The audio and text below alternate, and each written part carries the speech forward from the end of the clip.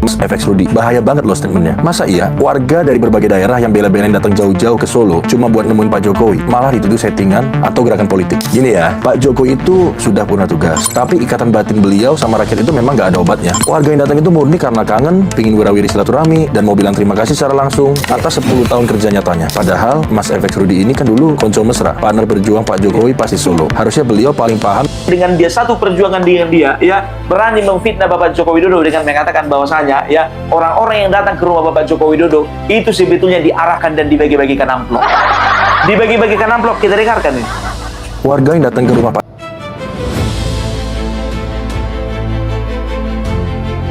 Kalian tahu, di podcast sebelah yang selalu mengundang para pembenci Bapak Joko Widodo mengatakan bahwasanya Bapak Joko Widodo tidak memberikan efek apapun terhadap PSI walaupun sudah keliling di 2 provinsi. Katanya elektabilitas PSI masih 1,9% menurut survei. Yakin kalian kalau yang keliling Anies Baswedan surveinya 4,1%, itu kalau misalnya diundang di podcast sebelah ya itu surveinya bisa berubah menjadi 16% atau bahkan 53%. Podcast manakah itu? Mari kita tonton. Tadi berapa angkanya? 1,9? Kalau dalam survei Indonesia Political Opinion dalam periode 27 Juli sampai 3 Agustus, elektabilitas PSI di 1,9%. Tapi yang menarik sebetulnya bukan elektabilitas itu, Bung Margi.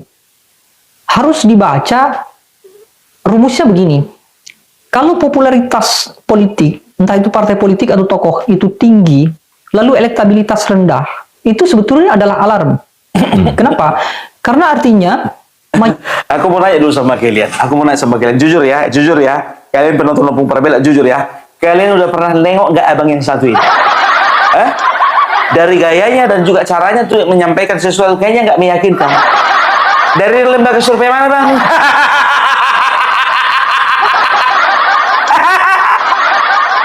mayoritas orang tahu, tetapi sudah menentukan dia tidak memilih. Sehingga komposisi untuk mengkampanyekan kepada orang yang tidak tahu itu semakin terbatas kan gitu. Artinya PSI sekarang popularitasnya menanjak naik. Jadi bisa saya katakan bahwa turun gunungnya Jokowi itu berpengaruh terhadap popularitas PSI. Ada beberapa partai politik di kelompok bawah, maksudnya di urutan ke 9 sampai paling bawah begitu ya. Itu yang popularitasnya stagnan bahkan rendah. Mereka yang popularitasnya rendah itu justru punya potensi naik. Kenapa? Karena sebentar dulu. Kok jadi berkurang ilmuku mendengarkan orang ini bicara? Partai yang popularitasnya rendah itu elektabilitasnya naik. Gimana ceritanya? Popularitas rendah, tapi elektabilitasnya bisa naik. Ilmu baru kayaknya ini. orang tidak memilih dikarenakan faktor tidak tahu. Tapi kalau faktornya adalah orang sudah tahu, tetapi dia tidak memilih, berarti itu nanti akan terkorelasi dengan potensi suka atau tidak suka. Tingkat ketidaksukaannya besar kemungkinan tinggi. Makanya meskipun dia tahu, dia tetap tidak memilih. Jokowi berpengaruh pada popularitas, tapi tidak berpengaruh pada elektabilitas. Begitu. Apakah ada faktor distrust dari publik terhadap geng Solo atau keluarga Solo ini? Salah satunya mungkin begitu ya. Kok nggak yakin begitu menjawabnya kawan? Kau biasa nongkrong di mana sih? Hah? Host kasih dulu ya kopi. Kasih kopi dulu itu.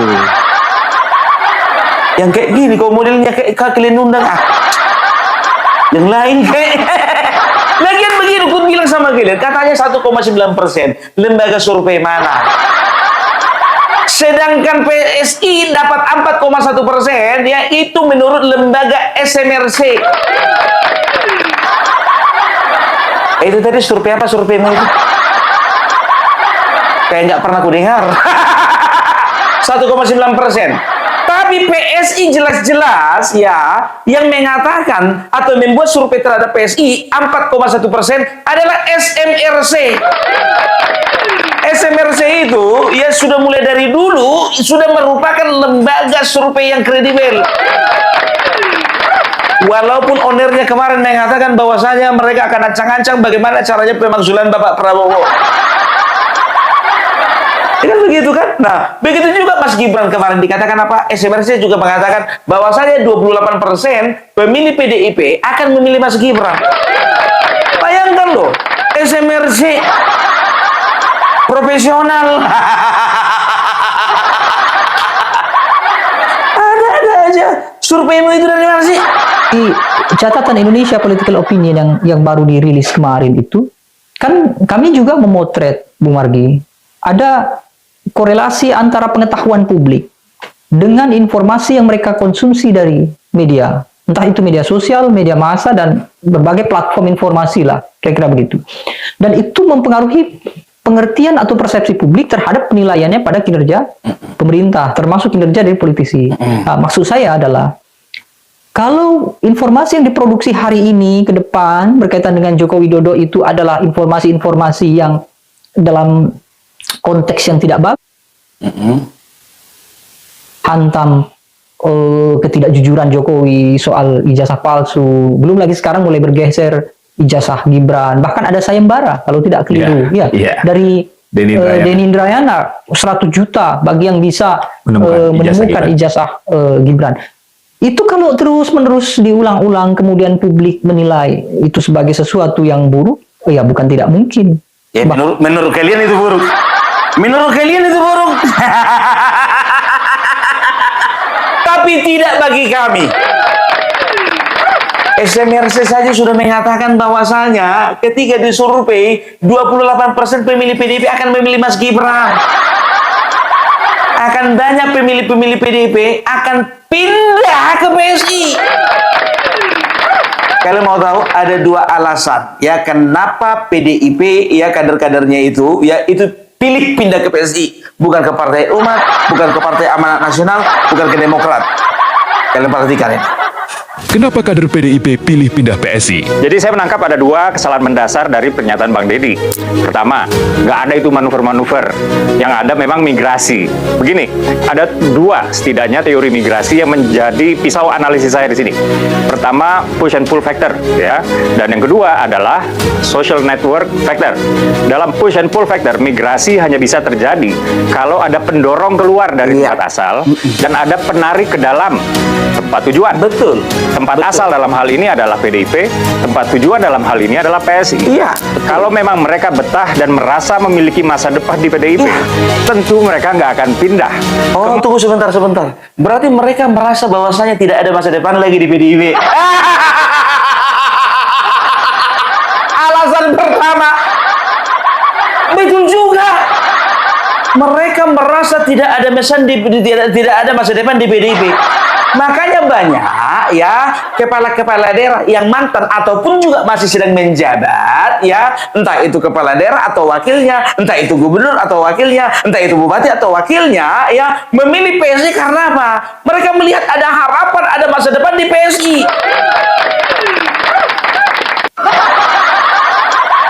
Sedangkan topiku ini aja biar tahu kalian nggak kayak gini warnanya tadi. Kemarin warna ini biar tahu kalian ini tanduknya ini seragam ini warna merah. Warna hitam semuanya, ininya putih, kan begitu. Sekarang udah berubah nih, bertogel merah dan putih.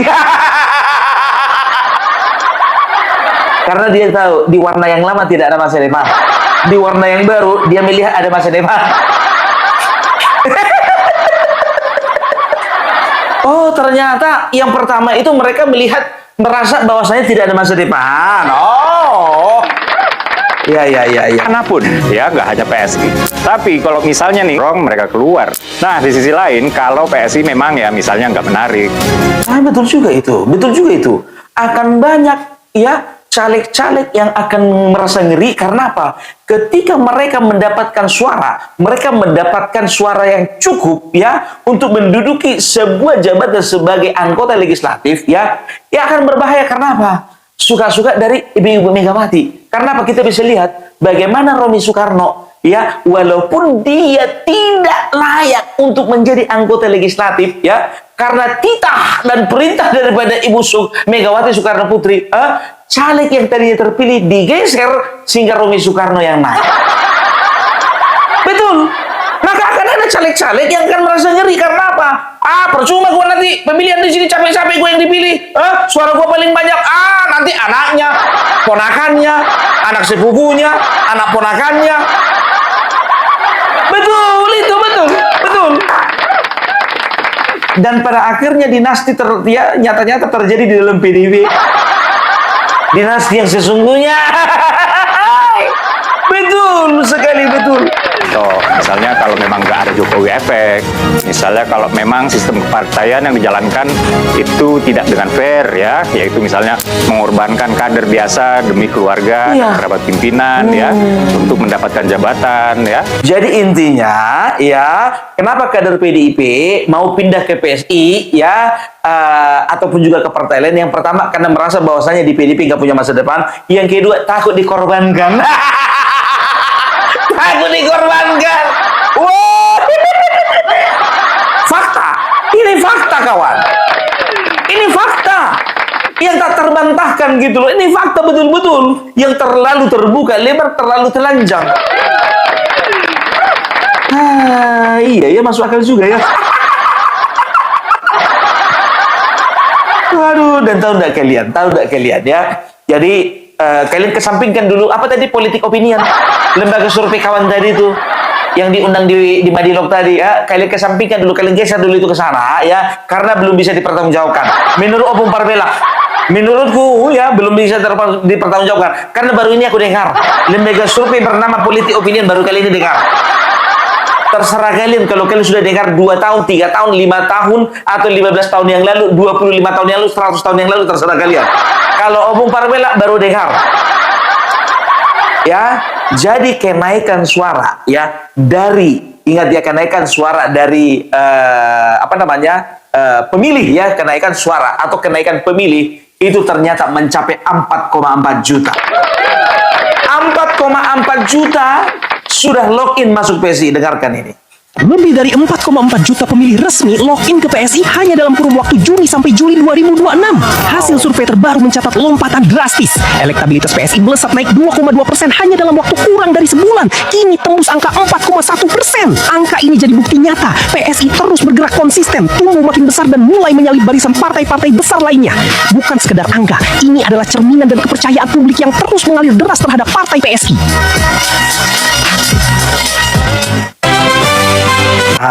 Ya, itu dia. Tahu kalian kan 4,4 juta penduduk atau pemilih itu sudah login ke PSI. Jadi kalau gambarannya sekarang pemilih di Indonesia ini ya, semua totalnya itu ada 204 juta ya, 204 juta 500 ribu ya, sekitar itu ya. Jadi kalau misalnya dikalikan dengan 4,1%, artinya lebih dari 8 juta orang sudah mendaftarkan dirinya ya, sudah login PSI mulai dari awal sampai saat ini. Ini modal yang besar ini, biar tahu kalian ya, 8,5 juta, 8,53 juta itu totalnya. Bayangkan kalian, pindah itu, biar tahu kalian dari mana? Ya sudah pastilah sebagian dari merah. Dari mana lagi? Coba ketik kalian dulu ya, di TikTok atau dimanapun, terserah kalian ya, atau di Google, ketik kalian dulu ya, kader PDIP pindah ke PSI, itu yang pertama. Dan yang kedua, kader PSI pindah ke PDIP, mana paling banyak? Tes kalian, tes. Aku bilang sama kalian, tes. Aduh, ini adalah bukti, ini adalah fakta yang tidak terbantahkan, kawan. Nggak terbantahkan gitu loh ya. Jadi ya, memang secara suara di parlemen ya, PSI ini masih sangat kecil ya. Bisa dikatakan 2,8 itu ya belum bisa lolos lah kan begitu ya. Tapi ya, seorang pakar politik yang juga merupakan seorang konsultan politik baik dari Bapak Joko Widodo dan juga dari Bapak Prabowo mengatakan ya, bahwasanya ya, walaupun tidak masuk parlemen, tapi kenaikan dari suara PSI dari 2019 ke 2024 itu signifikan. Totalnya itu, biar tahu kalian, 64%. 64% kenaikan. Artinya apa? Ya, artinya ini partai sangat menjanjikan. Coba kita perhatikan. Nah, Kalau untuk ukuran masuk ke dalam parlemen, PSI 2 kali gagal. Iya.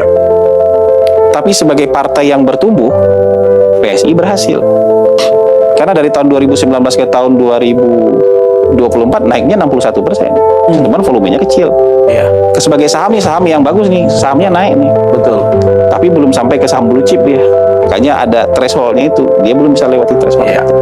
Tapi kalau dari sisi prestasi ini partai berprestasi betul. karena naik. Harusnya kalau orang yang mikir jangka panjang ngelirik PSI ini karena ini trennya tren Naik. positif. Betul. Bahkan kemarin naik 100% aja suara PSI mungkin belum bisa lolos parliamentary threshold. Iya. Padahal naiknya 100%.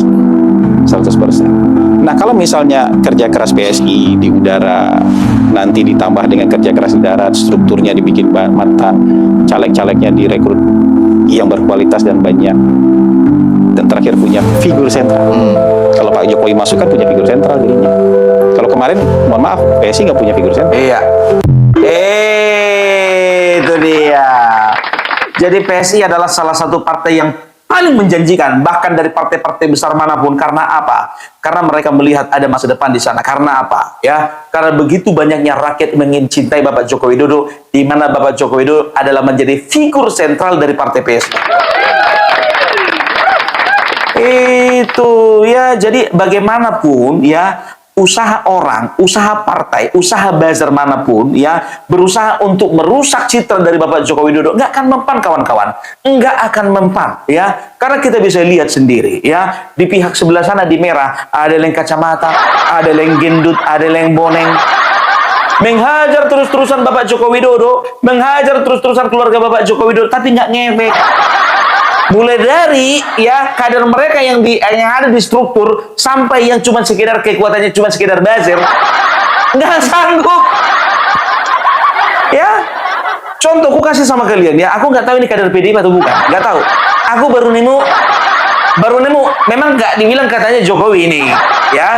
Tapi selalu ada yang muncul dari muncungnya ini Jokodok. Mudah-mudahan di PDIP jangan ada orang seperti ini ya. Contoh ini. Masuk gorong-gorong, pamer. Bagi-bagi amplop, pamer. Bagi-bagi sembako, pamer. Keliling Indonesia, pamer. Ibadah, pamer. Punya SIM, BPKB, pamer. Tapi ada yang satu tuh yang takut dia pamerin. Ijazahnya. Ayo Jokodok, mana ijazah lu? Sepengecut itu ya lu untuk nunjukin ijazah. Lihat tuh, Barack Obama aja berani nunjukin identitas dirinya ketika dipertanyakan. Lu ternyata sepecundang ini ya Jokodok. Hidup Jokodok, Raja Kodok, cepet mampus. Jadi kayaknya PDIP nggak punya orang kayak gini deh. Enggak. Karena kalau teman-temanku yang di PDIP orangnya sopan-sopan. Walaupun agak tegas, keras, kayaknya nggak ada yang kayak model kayak gini, nggak ada sopan santunnya gitu. Sama orang tua bilang mampus. Coba bayangkan kalian. Bayangkan kalian, ya anak siapa ini? Kader partai mana ini? Nggak ada sopannya, coba bayangkan. Mudah-mudahan ini bukan orang PDIP ya, mudah-mudahan ya. Karena aku baru nemu orang ini. Baru nemu. Tapi kok mirip kali sama si boneng yang sebelah sana gitu loh. Tapi kayaknya bukan deh. Nggak mirip aja sih ini. Kayaknya bukan. Bukan sih, kayaknya bukan ini. Nggak, orang PDIP baik-baik. Nggak ada yang kayak gini. Ya, jadi ini model-modelnya seperti ini gitu loh. Seperti ini model-modelnya. Jadi aku bilang sama kalian, ya kayak gini sebetulnya Bapak Jokowi dulu nggak tertarik nanggapinya gitu. Karena apa? Recehan gitu loh ya, karena juga nama Bapak Joko Widodo nggak disebutkan. Ya mungkin juga tujuannya itu bukan kepada Joko Widodo ya kan ya, karena memang kayaknya ada juga orang yang bernama Jokodok, mungkin pemikiran dia ya kan begitu ya. Sampai biar tahu kalian ya, FX Rudy sendiri, biar tahu kalian, FX Rudy sendiri yang sudah mantan wakilnya, yang sudah kawan dia tadinya, yang satu partai dengan dia, satu perjuangan dengan dia, ya berani memfitnah Bapak Joko Widodo dengan mengatakan bahwasanya ya orang-orang yang datang ke rumah Bapak Joko Widodo itu sebetulnya diarahkan dan dibagi-bagikan amplop. Dibagi-bagikan amplop, kita dengarkan ini. Warga yang datang ke rumah Pak Jokowi malah difitnah sama Mas FX Rudi. Bahaya banget loh statementnya. Masa iya warga dari berbagai daerah yang bela-belain datang jauh-jauh ke Solo cuma buat nemuin Pak Jokowi malah dituduh settingan atau gerakan politik? Gini ya, Pak Jokowi itu sudah purna tugas, tapi ikatan batin beliau sama rakyat itu memang nggak ada obatnya. Warga yang datang itu murni karena kangen, pingin wirawiri silaturahmi, dan mau bilang terima kasih secara langsung atas 10 tahun kerja nyatanya. Padahal Mas FX Rudi ini kan dulu konco mesra, partner berjuang Pak Jokowi pasti Solo. Harusnya beliau paling paham gimana karakter Pak Jokowi dan seberapa dekatnya beliau sama rakyat. Jangan cuma gara-gara urusan dinamika politik elit dan rasa kecewa yang mendalam, kemudian jadi bikin statement yang menyebarkan fitnah dan kebencian. Sekarang gue tanya dulu sama kalian. Kalian percaya nggak sama FX Rudi? Karena aku jujur aja nggak percaya. Coba bayangkan kalian ya, yang datang ke rumah Bapak Joko Widodo ya, itu rata-rata setiap hari itu ada 300 orang. Rata-rata paling kecil. Rata-rata ada 300 orang, ya kan? Kita katakanlah dulu, ada dari Kediri. Aku udah cek biar tahu kalian ongkos orang ini satu-satu. Dari Kediri 135.000. Ya kan? Dari Surabaya, ya kan? Itu sekitar ya 85.000. Kita cek. Ongkos ini spontanitas ya. Spontanitas ongkos ongkos Solo Surabaya. Nah, ini dia. Ongkos Solo Surabaya ya itu sekitar 303.000. 303.000 ya. Kita lihat dulu dari Bandung ya kan? Dari Bandung ya. Solo Bandung. Nggak usah pakai pesawat. Kita katakan pakai mobil aja. Solo Bandung ya 300.000. Spontanitas saja, spontanitas. Solo Kediri, oke. Solo Kediri ya, Solo Kediri berapa ongkosnya? Solo Kediri itu sekitar 195 sampai 600.000 ya, naik kereta ya. Solo Jakarta ya, Solo Jakarta berapa ya? Solo Jakarta itu sekitar kalau naik pesawat dia itu mulai 880.000. Naik kereta api atau naik bus itu 400.000 ya. Itu dia ya, kalau kita naik pesawat sekitar 880.000.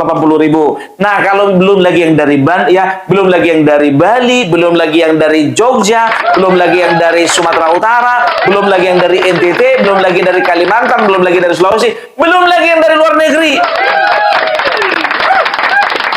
300.000, 300 orang tiap hari, semuanya dikasih amplop. Kok bagus-bagus kok FX Rudi. Ya, jadi mau orang yang ada di struktur, mau orang yang gak ada di struktur, sama-sama memfitnah Bapak Jokowi. Luar biasa ya. Tapi jujur aja aku bilang, kenapa Bapak Jokowi duduk bertahan ya? Karena bukannya bilang apa, ya beliau itu ya sangat dicintai masyarakat dan juga beliau itu sangat dicintai ulama. Bayangkan, masyarakat biasa saja mendoakan beliau ya, sudah bisa kita bayangkan bagaimana luar biasanya ya beliau diberikan kesehatan dan keselamatan, apalagi ulama. Pak Jokowi itu salah satu inspirasi saya. Bukan masalah politik, bukan masalah apa, keikhlasan. Salah satu pelajaran. Beliau menyampaikan seperti ini. Jinan tapi sehat nih Bapak, alhamdulillah, pangestu Gus. Jadi ujian terberat saya itu dulu waktu jadi presiden, dihina, dihujat, dicaci, dijelek-jelekan. Jadi saya dituntut untuk sabar, padahal pada waktu itu saya memiliki power. Sabar pada waktu memiliki power, ya alhamdulillah. Itu berat, itu sulit, tapi beliau berhasil. Padahal TNI pada waktu itu polisi yang dulu, kejaksaan dulu, tapi memang sing kelompok ini panggil urip loh. Dan cara aku ngono, Margono ngelokne aku, kayak aku duwe power. Mane Margono ngelokne aku, Gus Idam iki cengangel ning ngene-ngene. Tatoe tak telepon. Pedoten gulune Margono jam 3. Selesai toh Pak. Dituntut sabar padahal memiliki power. Abot napa mboten? Abot. Nek sabar pancen awake dhewe ra mampu, kuwi umum, wajar. Tapi nek duwe power kok sabar. Masya Allah. Angel. Angel. Mulakno Masya Allah. Ayo dhewe aja dadi wong sing melok-melok ngelok-ngelok nih. Sudahlah, kalau ada orang yang memang baik berkata Cuma yen ra iso ngelem meneng ae. Iya. Betul itu yang disampaikan Gus Idam itu. Sabar ketika memiliki power itu hal berat. Abot. Nen duwe power. Kalau misalnya menjaga kesabaran itu abot, angel. Angel, cok. Aku kalau ngomong-ngomong masa cok ini kemarin biar tahu kalian ya, siapa namanya Sugi Nur ya, ngamuk-ngamuk dia sama Prabowo. Uang yang di sekelilingmu itu Jokowi semua. Itu termu semua. Cok. Masih kusimpan video mau tengok kalian. Mau tengok kalian nah ini. Tapi itu hiburan aja ya. Lingkaranmu itu termul semua. Lingkaranmu itu Jokowi semua. Lingkaranmu itu bonenco kabeh. Tiap hari baca Al-Quran, tiap hari pakai kopiah, tiap hari ibadah, tiap hari sholawat, tiap hari dakwah. Tapi yang keluar paling sering cuanco. Lagi kepiye iki? Nek wong kalau misalnya wis dalem ilmu agamane, mesti ngomongnya pasti ngomong sing apik. Ora ketara kowe iki. Jarene kowe iki pendakwah, jarene kowe iki kiai, jarene kowe iki ustaz. Wis ketok. Piye ngomongnya wis ketok. Cok. Wangil tenan iki. Aku udah bisa bayangkan kalau misalnya ada pendeta, misalnya ngomong depan jemaahnya, "Weh, jancuk." Wabot iku. Wah, ya. Jadi kalau bisa dikatakan ya, beliau itu ya sudah cukuplah. Kesabarannya itu sudah terbukti ketika beliau memiliki power.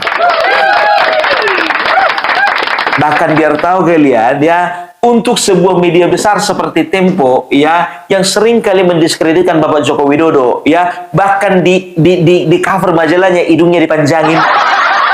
Datang ke Solo diterima juga. Diterima ini.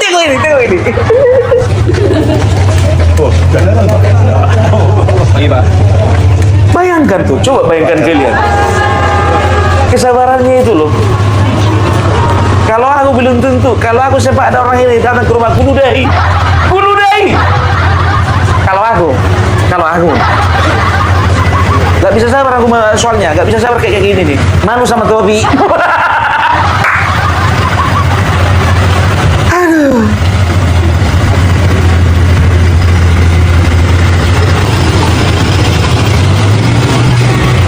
Dari mana? Dari Tegal. Tegal. Ya. Dari mana? Dari Jambi. Bayangkan kalian dari Jambi itu ada 5 orang mau dikasih uang kantong berapa, dikasih amplop berapa sama Bapak Jokowi?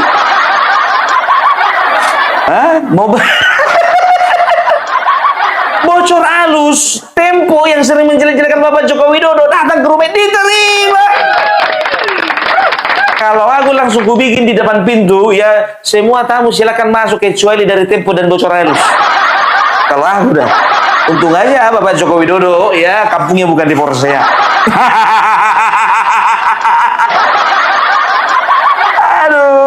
Aduh ya. Dan ini bukannya bilang apa ya, tahu dah kalian ternyata bukan hanya orang-orang biasa saja ya yang datang ke rumah Bapak Joko Widodo cuma salaman ya. Tahu kalian, kalau nanti ketawa kalian ya, pengusaha sonhorek ya, sonhorek penghorek pun itu terkenal di daerah Jawa Timur, apalagi di Banyuwangi ya, itu datang berkunjung ke rumah Bapak Joko Widodo. Sayangnya mereka nggak bawa sound system. Pengusaha sonhorek datang ke rumah Bapak Joko Widodo tapi nggak bawa sound system, kurang seru. Tapi nggak apa-apa, yang penting kehadiran kalian itu sangat berarti buat Bapak Joko Widodo. Kita lihat ini.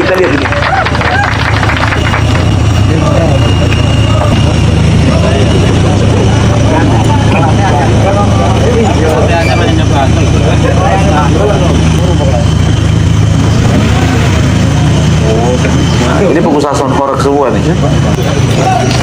Pagi bang. Ini dalam rangka baru. Kangen ada acara yang mau diagendakan. Kangen sama Pak Jokowi. Itu aja. Mau silaturahmi ketemu dari dulu.